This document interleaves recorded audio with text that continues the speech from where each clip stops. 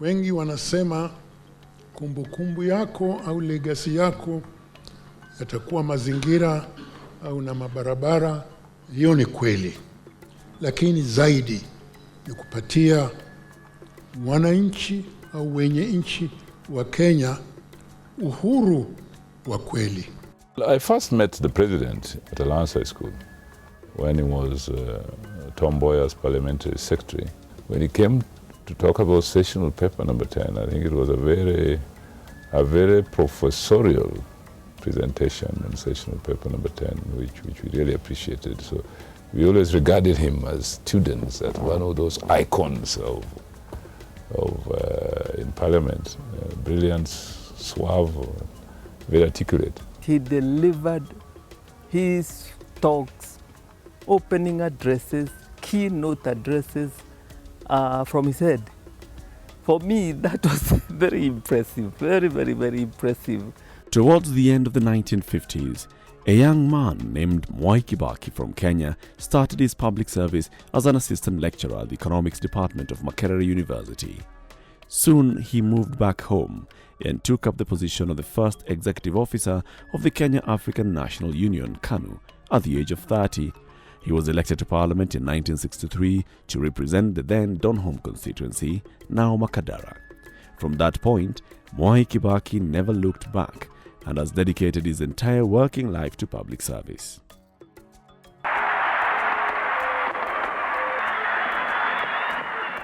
His story is symbolic in many ways. The conclusion of his 50 years in public service coincides with Kenya's own existence as an independent country for the last 50 years. It provides a good opportunity to take stock of his contribution as a leader, among others, to this great nation.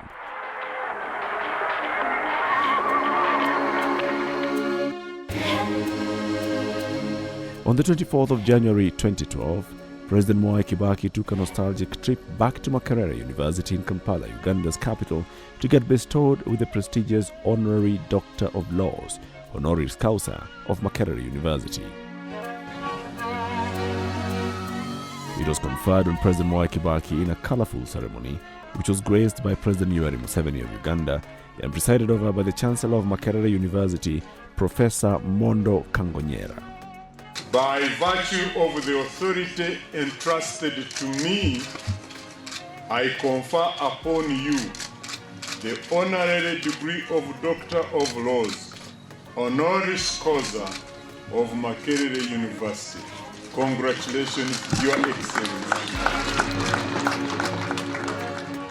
Kibaki excelled with distinction at all levels of education at Makerere, where he graduated with a first-class honours degree in economics, and the London School of Economics, where he set the record of being the first Kenyan to be awarded a first-class honours degree in economics and public finance.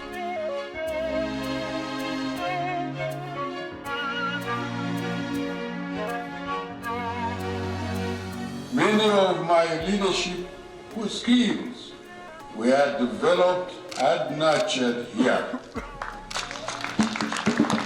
Now, 52 years after my departure from Makerere, I reflect with gratitude on my long career starting here as an academic, continued into politics and public service in Kenya, and culminated in my election by the people of Kenya as their president. By any standards, Mwai Kibaki has had a distinguished career in public service. He became you can say, the founding executive officer of KANU, which was formed in February 1960. From that time, you can appreciate that Kibaki had become a national asset. He'd been an assistant minister, then he became Minister for Finance. The last days of President Jomo Kenyatta, he'd been Vice President. He joined the reform movement at the end of the 1980s. for an amendment of the constitution to reduce the powers of the presidency. He had been leader of the opposition, so that by 2002, he was the single common presidential candidate.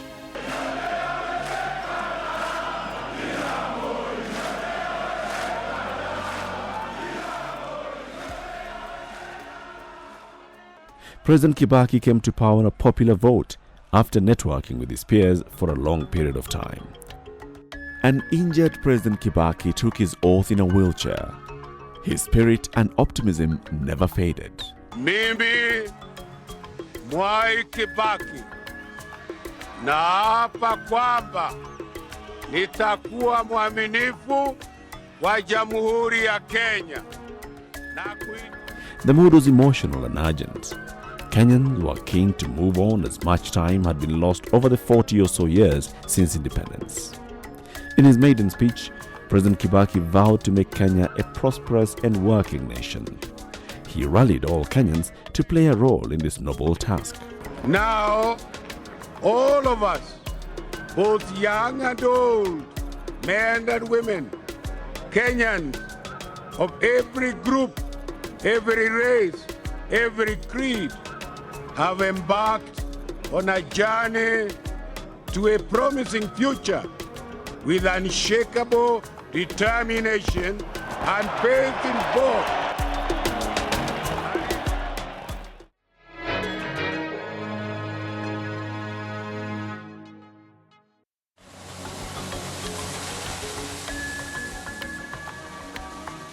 Kenya was the new constituency President Kibaki had yearned to serve. As he took his oath of office, he understood what the people wanted, and he knew that he had what it takes to deliver their cherished dreams. It was possible to give Kenyan children a healthy life, a decent education, a rewarding job, and dignified home. It was possible to give Kenyan women proper and safe motherhood, access to financial support, whatever their station in life. It was possible to help Juakali artisans access cheap credit so that they too could build their dreams. It was possible to build better infrastructure so that Kenyans could move their produce efficiently to the markets. It was possible to build new cities which would absorb the highly educated Kenyan workforce and share in the global pie rather than watch dejectedly from the sidelines. It was possible to give each young entrepreneur an opportunity in the global ICT industry and an opportunity to become prosperous right here at home. Above all, it was possible to achieve a new Kenya, where people are rewarded for the work they arduously performed.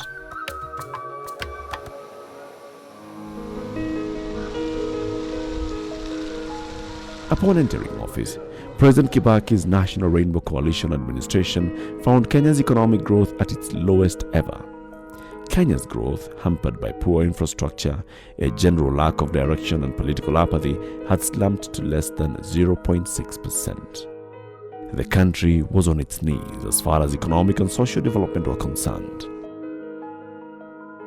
Early in his presidency, President Kibaki also faced several heart-wrenching moments when several government ministers, members of parliament, died in air accidents.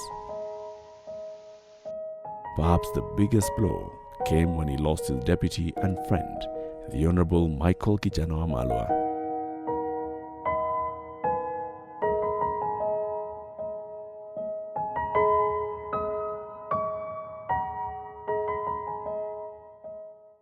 The path to reform started in 2003 with the launch of the 5-year economic recovery strategy for wealth creation and employment.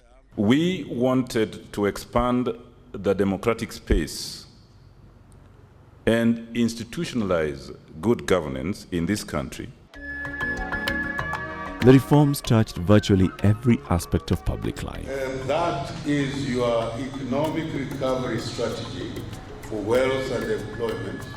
Led by President Kibaki, the National Rainbow Coalition government's economic recovery strategy produced the most sustained period of growth for all key economic sectors in the country's history.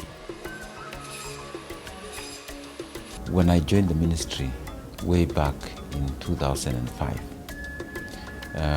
the first thing I was told was that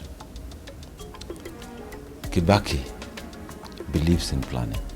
Once the economic reform strategy reached a conclusion on how to move forward, several other strategies were put in place in order to allow the implementation of the lofty goals set by this conference. During this same period of rapid economic growth in 2005, work started on a strategy that would transform Kenya into a globally competitive, rapidly industrializing middle-income nation by 2030. We started saying, after 5 years with the ERS, where do we go? So we started discussion on Vision 2030. And indeed, we also established the National Economic and Social Council, which really was a body that was consultative and advisory to the government. This brought a very unique gathering together that had rarely had regular meetings before. Cabinet ministers, private sector leadership, academia, international experts in growth and national development. The vision was agreed by the council that it should be what we are now calling the overarching vision 2030, that Kenya will be a globally competitive and prosperous country, offering a high quality of life to all citizens. The first 5 years of that strategy worked reasonably well. In fact, in certain respects, especially economically, remarkably well. We moved from about 0.2%, very anemic growth, to 7.1% in 2007. I believe the president has laid the foundation that will make achievement of Vision 2030 irreversible. The second thing he did was to create a framework in terms of a vision that articulates what is it that we need to do so as to achieve our dream. And that is what is called the Vision 2030 blueprint. And now Vision 2030, like sessional paper number 10 of 1965, is the blueprint that will govern the economy of this country until 2030. In order to finance these projects, there was need for increased revenue. President Kibaki's years as finance minister and one of Africa's top economists helped him demystify the relationship between taxation and prudent use of tax revenues in economic development. Indeed, among the important economic transformation President Kibaki will be remembered for is the weaning of Kenya from dependence on foreign aid. A lot of people, a lot of institutions were not paying taxes. And in fact, it is one area where President Kibaki can be very proud that he kept asking, where does our tax money go to? Kuna jambo moja limetokea. Sasa zamani zile tulikuwa kodi mliokuwa mwatoa ilikuwa kodi kidogo. Pesa ilikuwa kiasi kidogo. Sasa tumezingatia nyinyi mpaka mtoe kodi njia sawasawa, na ndio sasa tuweze kuelimisha na kuwapatia mambo haya mengine yote. Na yule ambaye ana mali na tumempatia mali na hataki kulipa kodi, huyo usimuonee huruma, tutafuata yeye mpaka mwisho. His government achieved this first by growing the economy. The country's GDP has tripled in the last 8 years. This made it possible to widen the taxable collections by reforming the institutions charged with this responsibility. The Kenya government still has dependable development partners working with it in areas where it may not have the resources or expertise. However, it has taken charge of its economic destiny by avoiding unnecessary foreign aid.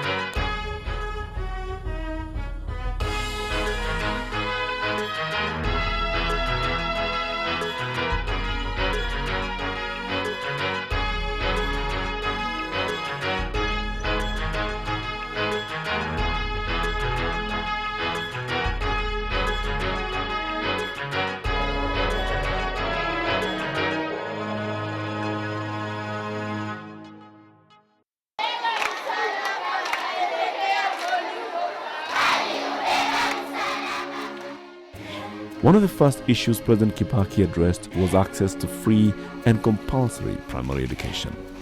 Hata mimi siku kwa shule, nilirudi shule. Nilikuwa nimeshaaja shule, ndio nikarudi sasa shule. Nikaanza kusoma kuanzia standard 4 mpaka standard 8. I'm glad we had a government that was supporting education so fully.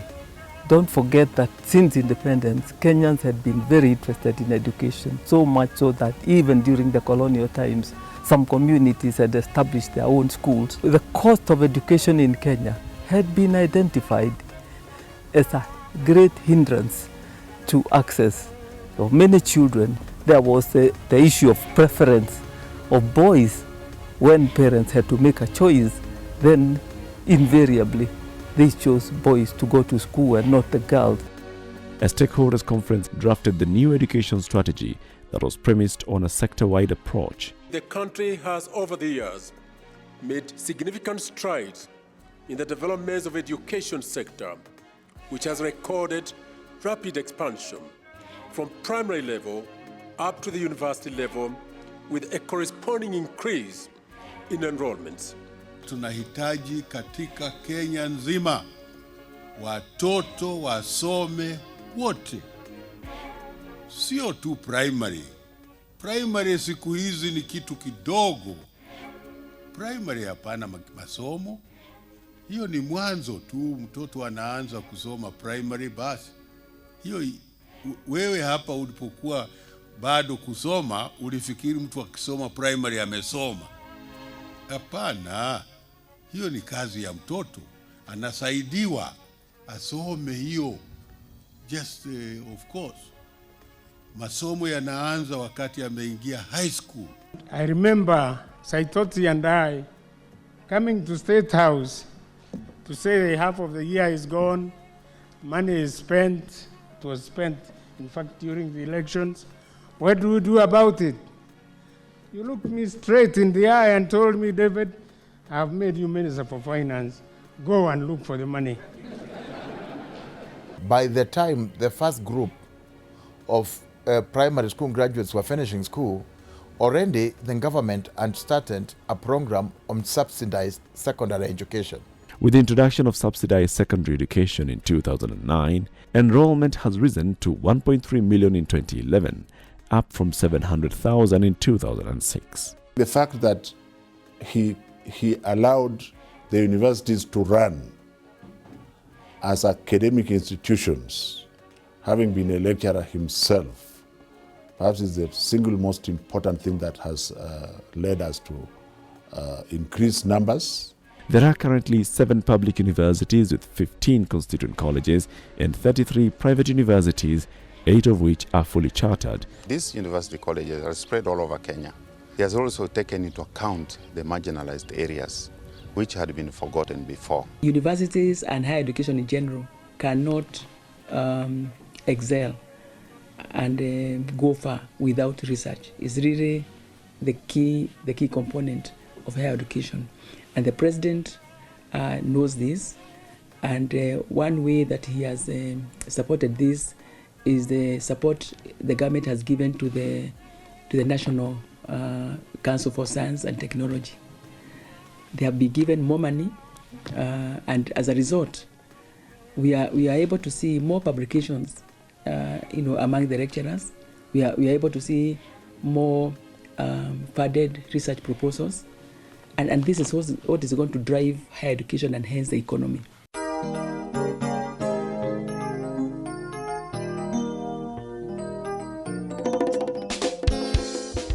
President Kibaki's administration places the concerns of Kenyan youth at the heart of its development agenda. 60% of Kenyans are youth. And if we are going to develop, that is a body that we must develop. Ameleta kazi kwa vijana. Kama sisi vijana, unajua kabla si uongozi wake, hatukuwa na hizi bodaboda. Sasa zimeingia.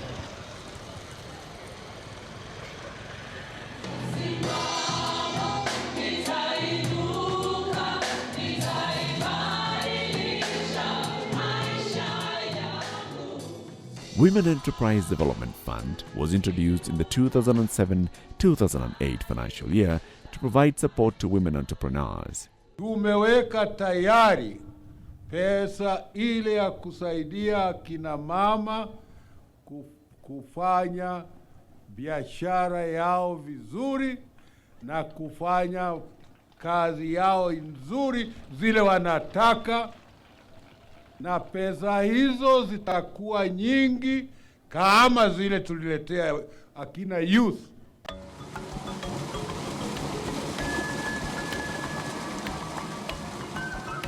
In the water sector, the government has reformed the management of water and sanitation services. Today, 65% of the Kenyan people have access to piped water compared to 38% 10 years ago. Major efforts have also been made in water conservation. The major water towers are being rehabilitated and future generations are assured of this valuable resource.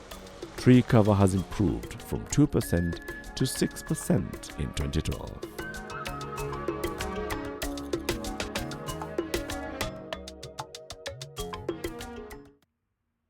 The housing sector has seen immense growth during President Kibaki's tenure. Affordable housing for Kenyans has therefore been one of the government's key focus areas. For the first time in over 30 years, civil servants are beneficiaries of homes which they own. The National Housing Corporation continues to develop homes for the low and middle income groups in the country in order to bridge the housing deficit. One of his administration's major concerns over the last 10 years is the upgrading of slums, a project the government is undertaking in the major slums of Nairobi. Several private real estate firms are engaged in the development of commercial and residential properties, yielding the biggest building boom since the country's independence.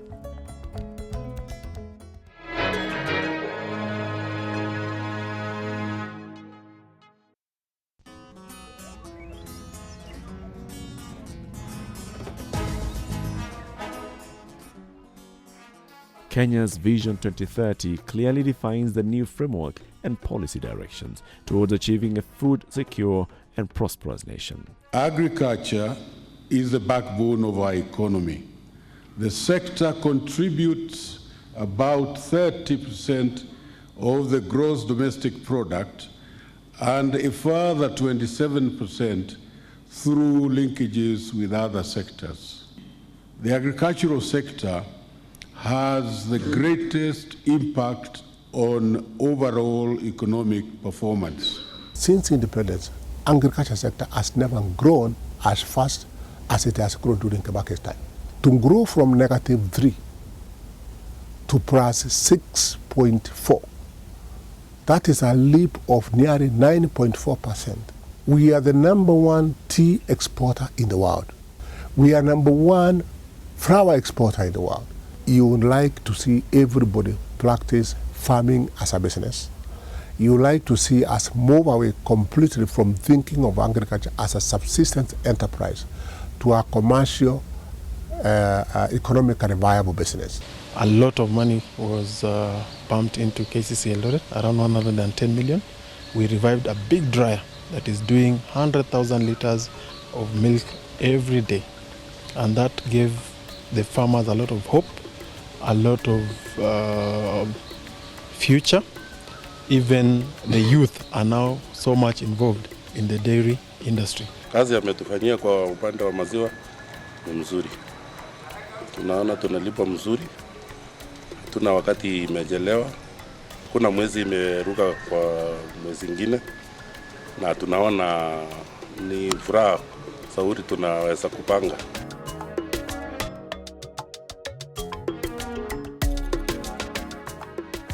In the health sector, the government continues to enhance health services. Investment in the sector includes expansion of the health infrastructure, modernizing of technology, and rationalizing systems such as digitizing medical records, provision of free medicines for tuberculosis, HIV/AIDS, and distributing over 20 million mosquito nets. The government is also working on a health program that will ensure every Kenyan has access to free health care. At least kila sub-location unaweza kupata kwamba kuna health center, kuna dispensary mahali fulani. HIV/AIDS transmission rates have declined, and the government has facilitated the provision of antiretroviral drugs. 10 years ago, only 10,000 Kenyans had access to life-saving ARV drugs compared to the current 500,000.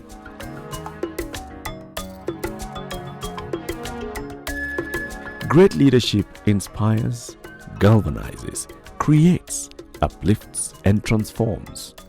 Leadership is passion, the capacity to ride the highs and lows. Leadership is knowledge, to understand what's required and provide options that are tangible. What you measure a leader with is a capacity to inspire. That when you meet this leader, does he inspire you or does he make you perspire?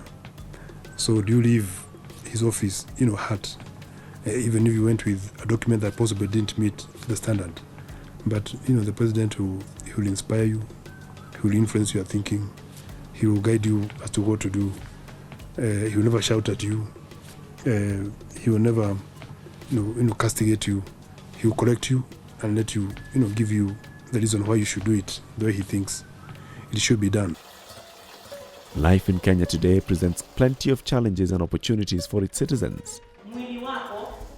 Going to school, getting a job, marrying, setting up and furnishing a home, educating the children. And as the pace of life creeps along, we all worry about how to prepare for old age. We all have aspirations. Each of us yearns for an environment in which we can pursue dreams and grasp opportunities when they arise. President Kibaki perceived this early in his presidency and has worked towards ensuring that all Kenyans get a better deal. Shirikisho la Afrika, wote tumechangamuka. Shirikisho la Afrika, wote tu. President Kibaki's commitment to the growth of the East African community has been steadfast.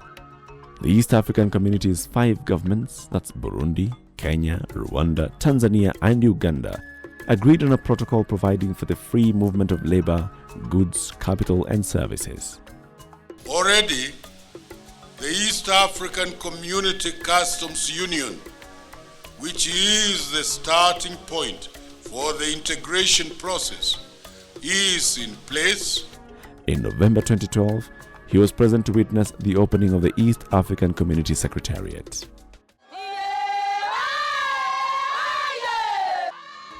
Mama Lucy Kibaki has played the role of mother of the nation, traveling through rural Kenya, listening, empathizing, encouraging, and acting on issues affecting women and children and communities.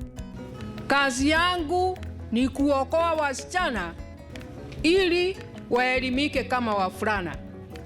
Mizizi ya elimu ni michungu, lakini matunda yake ni matamu.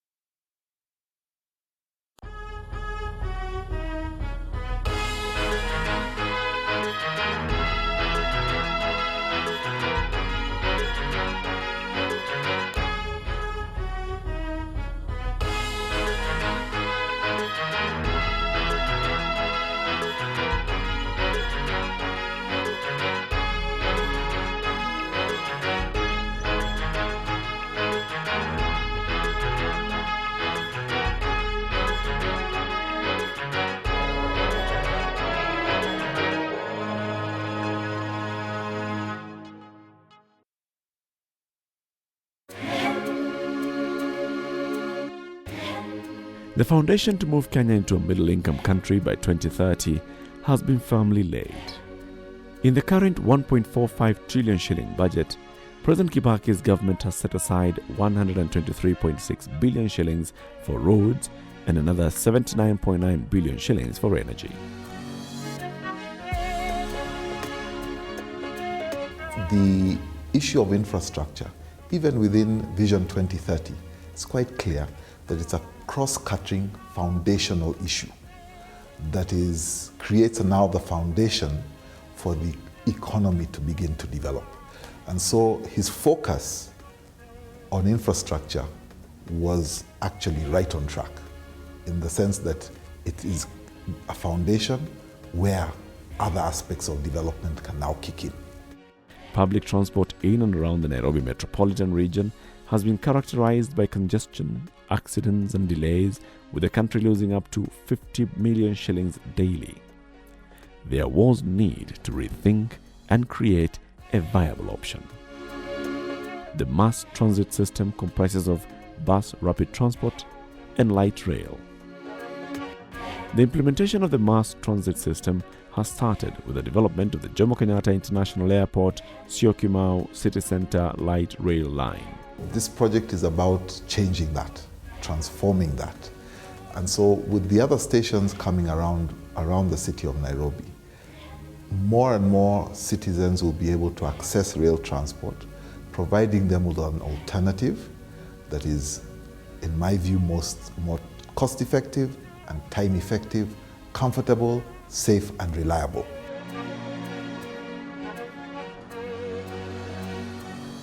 On 13th of November 2012, President Kibaki launched the Nairobi commuter rail services and opened the Syokimau railway station. This is a crucial Kenya Vision 2030 flagship project. Development of similar commuter railway services in the coast and lake regions is at planning stage.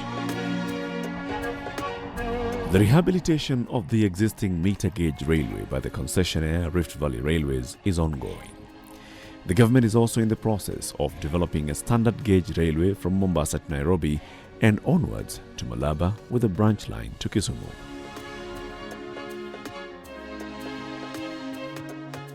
The economic growth of any country is largely influenced by the status of its road infrastructure. Construction of the Dongo Kundu bypass in Mombasa will ease congestion between Mombasa and the south coast by creating a free-flowing traffic link to this economically important tourist destination and the Kwale region. Thika Superhighway, the 10-lane, 50-kilometer stretch of road from Nairobi to Thika, is one of Kenya Vision 2030's flagship projects. This road links the main commercial centers of Isiolo, Marsabit, Moyale, and Mandera to Nairobi. Thika Road was a game changer in this ministry, and I believe for this government. It is the first big project that was conceived in this ministry, designed and implemented and completed within 4 years. It was a transformational project. People can see what it means to have a good road from Nairobi to Mombasa. That you can drive your car knowing that your car will arrive in Nairobi without any damage. We are building bypasses in Kisumu. We are going to do flyovers at Kunste, in Nakuru, at Soiro, the turnoff to Egerton University, and at Mau Summit. All those things everywhere. We are doing a dual carriageway from Kisumu towards Kakamega, 10 kilometers, and a dual carriageway on the Kisumu-Kakamega road entering into Kakamega town. All those things, the spur development. When the road from Isiolo to Merire was opened, when they saw the first tarmac, they were kissing the tarmac and crying. In fact, when the president launched the construction of Marsabit Turbi, some of the people who spoke during the opening were so emotional that they nearly shed tears. Yeye kama ni 100 nitapatia 100% because yeye aliwacha maneno yake yote kwa akatumikia wa Kenya kuwasaidia barabara, ma district karibu, ma dispensaries, ma heritage centers. Hiyo tumeona kama yeye mwenyewe anastahili. Kama ingelikuwa ni uwezo yangu, ningerudisha yeye akalie hii kiti tena destiny. Since independence, Kenya's urban development took place close to its only railway line and main trunk road from the sea. 70% of the country was therefore marginalized and left out of its development. The LAPSSET project, in as far as Kenya is concerned, has a major objective being the opening up of a hitherto marginalized area and introducing social and economic activity in that particular area. To do this, however, it was, I think, important to try and identify synergies with our neighbors. And to have seen that groundbreaking happen earlier this year, in which he brought in not just Kenya, but his neighbors, the Ethiopian Prime Minister, the late Meles Zenawi, the South Sudan President, President Salva Kiir Mayardit, to jointly start the LAPSSET project. I think we'll see in the next 5, 10, 15 years a significant and dramatic change in what was hitherto a marginalized part of this country. Once the project is fully operational, it will open Kenya's second gateway to the Eastern African and Great Lakes region, establish a reliable access to the sea for northeastern parts of Kenya, South Sudan and Ethiopia. The role of the railways is actually to provide that efficient connection from the port of Lamu all the way until Moyale, Addis Ababa, and then crossing into South Sudan. And in fact, that railway is intended to form a land bridge, finally, across Africa, from Lamu all the way until the western coast of Africa. LAPSSET is a critical project because its completion, its logical conclusion, by the connection of the two oceans, Indian and Atlantic via the land bridge, will result now in placing us right dead center in the middle of global trade and increase that. And what does that mean? Jobs and all the socioeconomic development that this country, this region and Africa needs. This will, when completed, reshape international shipping, international trade. Once we complete Lamu Port, ships will be able to discharge cargo at the port of Lamu.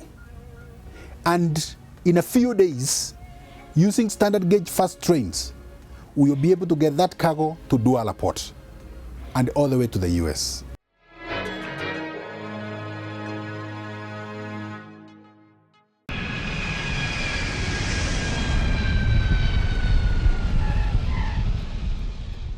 Work on Terminal 4 at Jomo Kenyatta International Airport is at an advanced stage and is due for completion by August 2013 at a total cost of 9.3 billion Kenya shillings.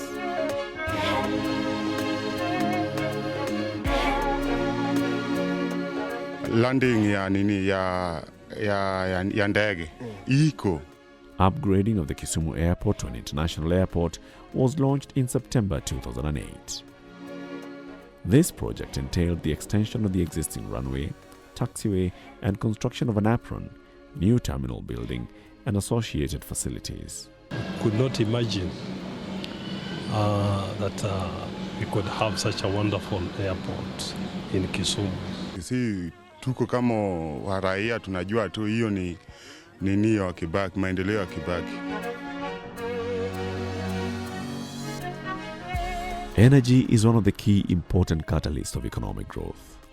In order to achieve the goal set in the Kenya Vision 2030 strategy, the development and expansion of the energy sector is therefore critical. Small business people engage in wealth-generating activities, children get the opportunity to study with clean energy, rural health facilities provide better healthcare services, industries operate at more cost-effective levels, and homes turn into places where dreams are built and enjoyed. The nationwide grid expansion through the Rural Electrification Authority has been consistent and efficient, taking electricity to the remotest parts of the country. Rural areas, mahali stima zingeweza kuingia. Wakati tunaongea, mtu ni nakosa pesa za kuingiza, lakini stima zimeingia mpaka kule rural areas. Kenya's national power grid is now 115 megawatts richer, following the completion of the electricity generation plant at Kipevu in Mombasa. The Olkaria project will be the largest geothermal power plant in Africa. The Lake Turkana Wind Power Project, located near Lake Turkana, will add an additional 30% to Kenya's current total installed power. Kenya is on the verge of joining the League of Oil-Producing Countries. In March 2012, the United Kingdom oil explorer Tullow Oil plc found substantial oil deposits in Turkana County at a well named Ngamia 1. There have also been discoveries of natural gas in the Lamu Basin. These discoveries will ease the current fuel inflation that has thrived as a result of a huge oil import bill. Kenyan people look forward to the forecasted leaps and bounds towards enjoying life in a middle-income economy.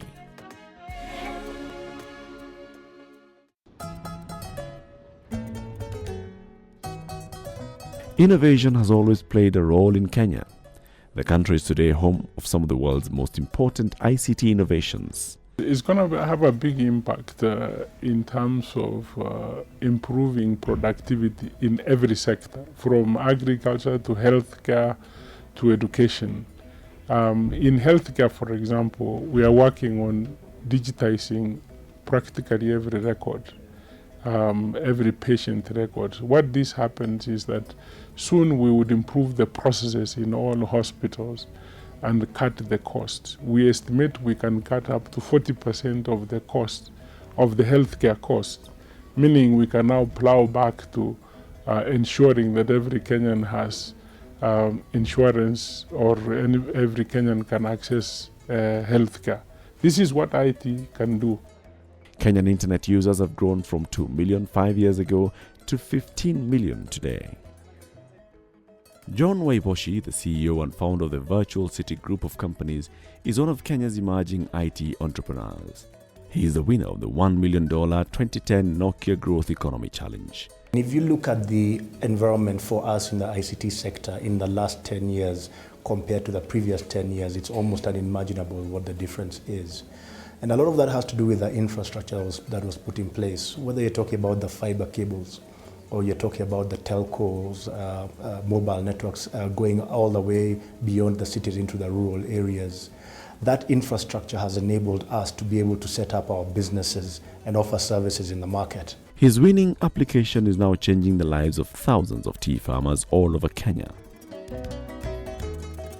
The iHub is a place that many startup incubators and information technologies have emerged. In the past 3 or 4 years, all the awards, $1 million wins, have come to Kenya because we have given access to technology, and the kids now and the youth are developing these new applications which have changed the world. M-Pesa is a worldwide brand now. Statistics show that 4 billion shillings passes across mobile money platforms in Kenya daily. Konza, a completely new city being built on 5,000 acres and is due to be complete by 2018. Konza is a great opportunity for businesses and investors. Konza offers probably the best location to do business in Africa and will be one of the most sought-after international commercial investment opportunities, served by excellent communications and the best ICT infrastructure in Kenya. Na ile hapa Konza ambao mmeshaelezwa, wengine hamuamini, lakini hamuamini namna gani? Na watu ambao wako Amerika na Europa na pengine wanaamini, na mtu anakuja na ndege anachukua kiwanja huko ili ajenge factory yake. Anajua mahali hapa itakuwa ndio mahali pa kujengwa viwanda ambavyo vitatumikia East Africa, Afrika yote hii.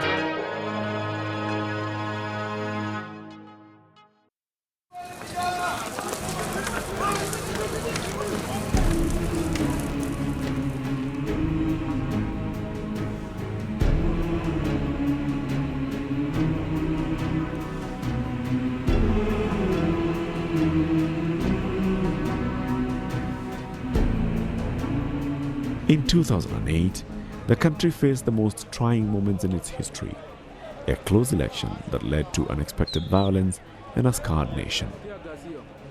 A disorganized electoral commission and immediate misunderstandings that followed the election drove the country to its lowest levels since independence. In spite of the difficulties experienced, Kenya as a nation and its leaders were determined to move forward. On February 28, 2008, President Kibaki and Prime Minister Raila Odinga signed the National Accord, bringing the long-drawn stalemate to an end and putting the country back onto the road to harmony and prosperity.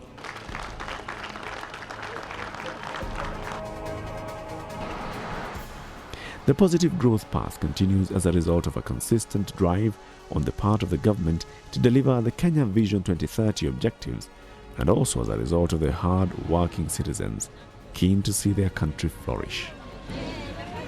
He has been the central figure, the central inspiration of whatever we have achieved in the last 10 years under his presidency. Hata kama yuko kazini anastaafu, tunaendelea kumshukuru na tunaiga mfano wake. Tungemwongezea muda, lakini kwa vile katiba haituruhusu sisi, ndio sababu tunasema kwa kazi yake kwa miaka 5 imetufanya sisi vijana kupata at least riski ya kuchimutu kimaisha. Let him pray for us so that whoever succeed follows his shoes. The struggle for constitutional reforms had its roots in the desire to correct the deficiencies in the governance framework of the country. Mr. Kibaki had told Kenyans that he was going to give them a constitution. We would get a new constitution on his watch. He was not going to go back on his word. The process began afresh, and now we had the committee of experts. Unlike the bombers grouping, this was now a grouping of experts. Against a lot of pressure, particularly from the church, saying that we needed to slow down the process of the referendum so that some issues could be resolved. And he said that moment could not be lost, because once we lost it, there was no guarantee that we would ever regain that moment. So his personal leadership really is what gave us the Constitution.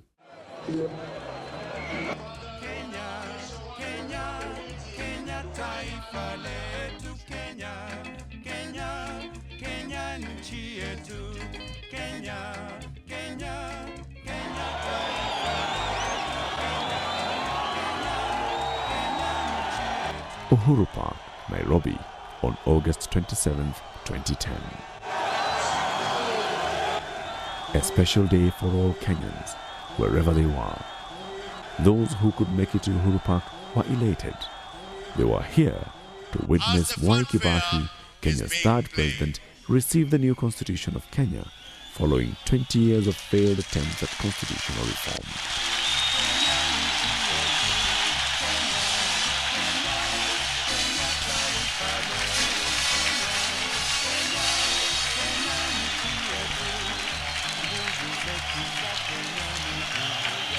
The new constitution gives us renewed optimism about our country and its future. This new beginning must mark the end of shallow political partisanship and herald the start of mature competition among political parties. In presenting the new constitution to the country, President Kibaki appreciated the cultural mix of people that make up Kenya, noting that Kenya was a land of many and various peoples bound together by one flag, and that its diversity was its strength. Kenya would always be multi-ethnic and multiracial, he noted, and every individual's rights and privileges as a citizen would be respected and protected. We all know the constitution which we have today is one which has totally transformed the architecture of the Kenyan nation, and the people actually is people's constitution. He facilitated that process, which he accomplished with, I would say, with distinction. Under President Kibaki's tenure, the Kenya judiciary has undergone a radical overhaul. I, William Munyoki Mutunga, Chief Justice of Kenya, do swear in the name of the Almighty God, to diligently serve. As a result, public trust and confidence in the Kenyan judiciary is at an all-time high. One of the most important things that the president has achieved is just doing away with state-accommodated or endorsed corruption. Corruption may not have gone down the way we all want, mostly because of the weaknesses of various institutions that are supposed to enforce the law.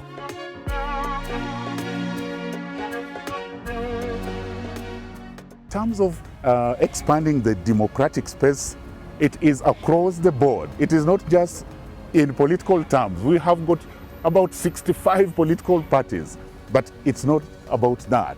It is on every sphere of our development. Gone are the days when journalism students could not express their views.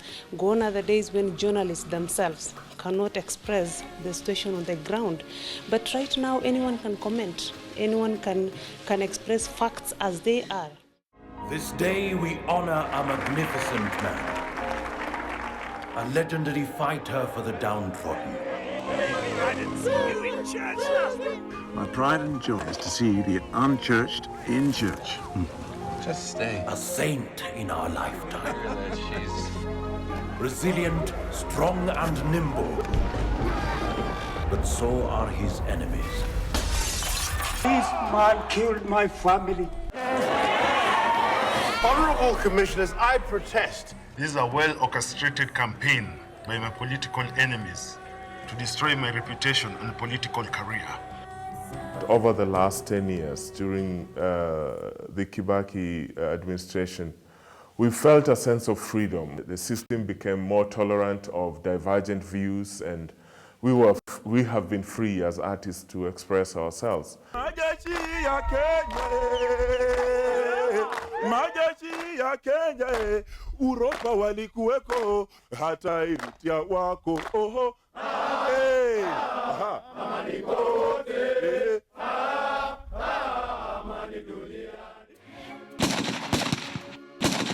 In the recent past, Kenya has faced security challenges from hostile elements who are agents of the international terrorist networks. In his capacity as Commander-in-Chief of the Kenya Defence Forces, President Kibaki ordered a military campaign with a specific task to pursue elements of the Al-Shabaab militia who are increasingly launching attacks on Kenya, seriously damaging the country's standing that has cherished peaceful coexistence with its neighbors over the years. Kenya Defence Forces are now embedded with the African Union team that continues to secure several towns of Somalia, training the police and providing humanitarian assistance as order returns through efforts led by the Somali people themselves.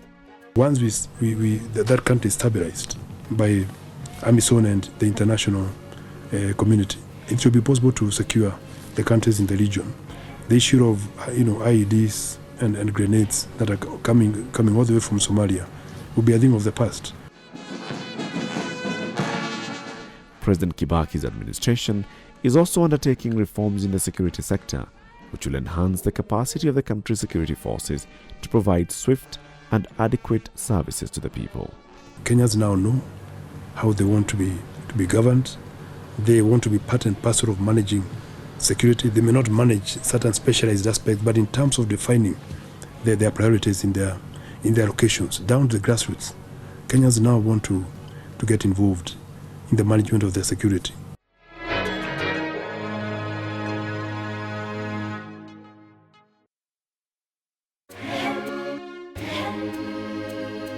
On 12th December 2012, 10 years after assuming office, President Kibaki presided over his last Jamhuri Day celebrations as President of the Republic of Kenya.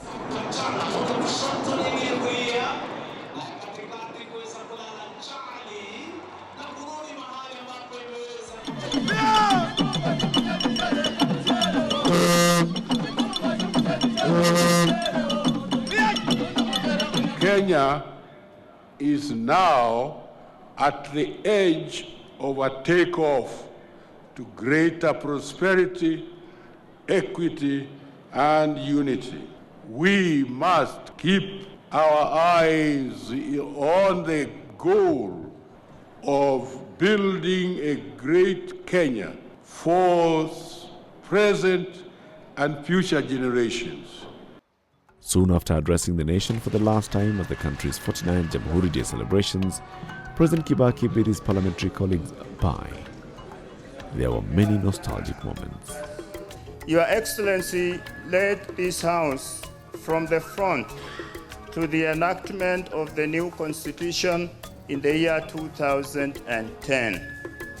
In this regard, and generally, I wish to acknowledge and appreciate the unfailing and continued support that I, as the Speaker, and indeed the whole of the National Assembly have received from Your Excellency. President Kibaki and his wife, popularly known as Mama Lucy, are family people who've brought up a God-fearing, charming family of 4 with several grandchildren. Good values and love for one another are the cornerstones of their relationship. They have lovingly imparted these values to their offspring. We as a family, we thank the Almighty God for enabling you to give the best of yourself to Kenya and Kenyans for over 50 years. Thank you, Dad.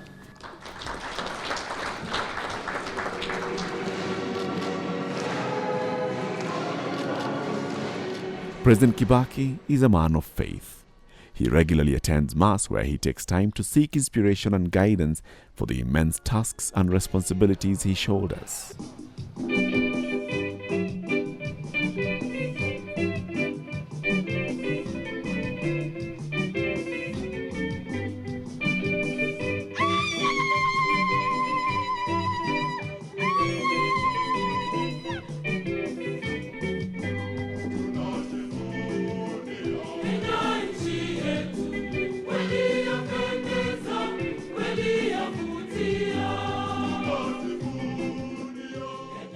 Kenya is a beautiful country. There are few countries in the world endowed with such a wealthy natural heritage.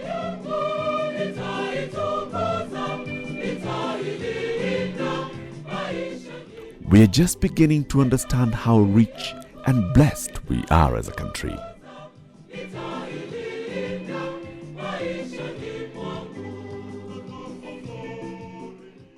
The President has been very supportive of higher education, and this can be seen from the way the number of universities have increased since the President took over. Even when you make your own mistakes, which we often make as readers, he is very patient with you. For the time I worked with him over the last 10 years, Kibaki worked for the country. He listens a lot and comments when need be. President Kibaki's presidency would go down in history as transformative because he gave us space to do work. The biggest impact he has had is to allow or to give room for the intellectualities, for professionalism to prevail. Everything must be put in paper before you start thinking about execution. Hakuna kipande cha Kenya ambako hakuna maendeleo haya mazuri ambayo yameendelea kule. Kwa sababu sisi lengo letu ni kutumikia kila mtu mahali alipo.